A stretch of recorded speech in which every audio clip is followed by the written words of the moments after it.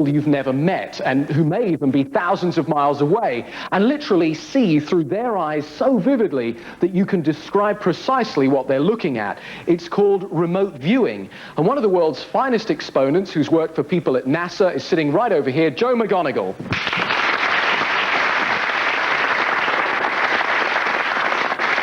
Thank you for coming this evening, Joe. Is it really possible to see through someone else's eyes or sense through their senses? Actually, we're not sure exactly how it works, but it is possible to report on the position or place that they're located. And how accurate is it? Over a number of times, about 4,000 plus times that I've been tested in a lab under lab conditions, I'm running about 25 to 28% of the time I get to target. And that's a very good success rate? Yes, usually when I'm on the target, I'm around 85% correct on the information I provide. Thank you. I'm going to come back to you in a moment. A few days ago, we set up an extremely detailed and complex experiment to test Joe's remote viewing capabilities. It was designed by scientists to ensure that he didn't have any inkling of it beforehand. Only one person in Britain knew the details, and to be extra safe, that person was sent miles away before the test began.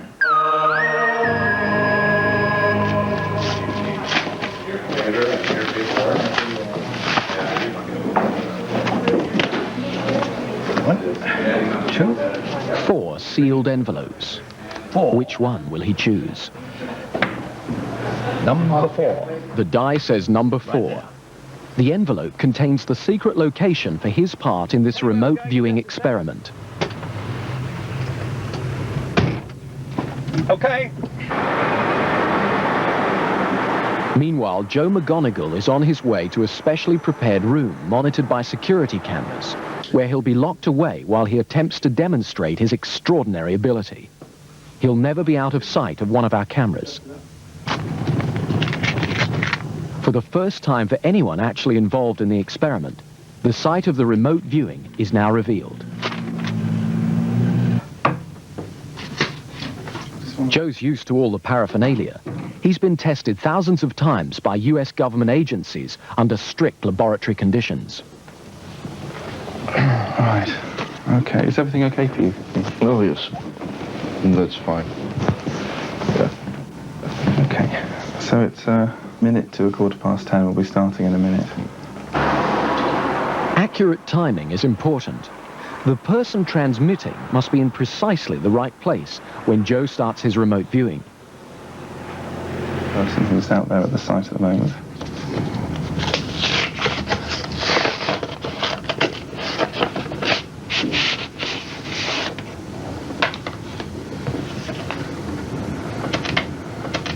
Okay. And you never met him before, have you? No, I've never met him before. This is the only information that Joe gets. It's something to concentrate on. Okay. First impression that I'm getting is of what I would call an inside corner.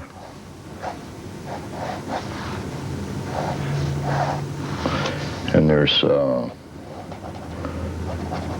two light-colored stripes on either side. Shaw Taylor is on the north bank of the River Thames, opposite a dockside, a power station, and a railway bridge. What I'm doing is I'm essentially, it's almost like tasting food. I'm just kind of reaching out there mentally and tasting things. I'm trying to concentrate on him and perceive what it is he's looking at. It's easy to get distracted and get information on a lot of other things in the area. I want to mix half circles with straight lines. My sense of it is some kind of a raised object, perhaps. It's starting to look a lot like a bridge, but I don't want to call it a bridge. Okay. I don't want to call it a bridge yet.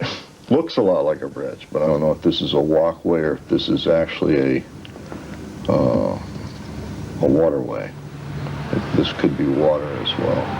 I think the essential elements are vertical pillars or supports, somehow or another a going away perspective passes under this. At this point, it's quite likely that he's stopped looking. That's what we asked him at this moment, so Yeah. we'll go with that then. Go with number 4.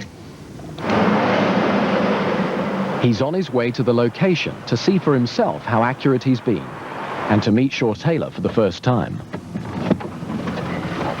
My pleasure to greet Joe. Joe, good to see you. Glad to meet you. Good to see you. I feel I've been talking to you for the past half hour or so. Hopefully you have.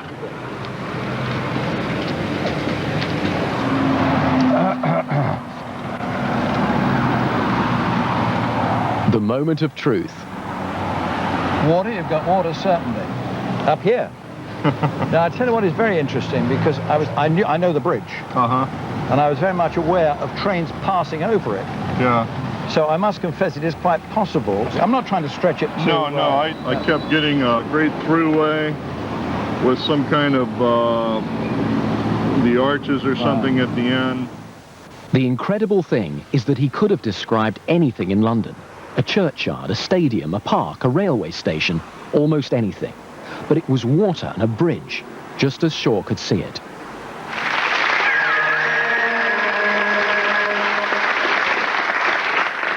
Joe, you go and remote view something that somebody's seeing miles away, but I'm told that you can actually remote view something before they've decided where the location is. Actually, you can. It doesn't matter. Time is immaterial to when you do the remote viewing or when the person's at the location. So what you're doing is outside of time, then? Outside of time, space, exactly.